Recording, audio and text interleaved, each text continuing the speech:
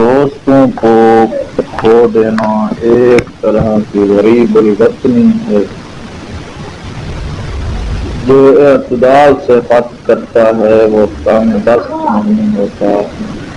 ایک دوسرے سے دوستی رکھنا آدھی عقل ہے۔ حسد نہ کرنے سے بدن تندرست رہتا ہے۔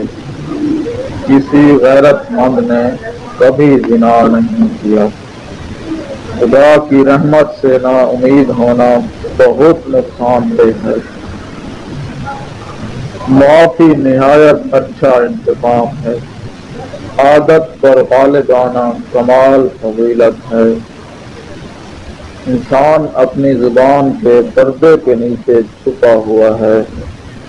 زیادہ خاموشی سے وقار پیدا ہوتا ہے۔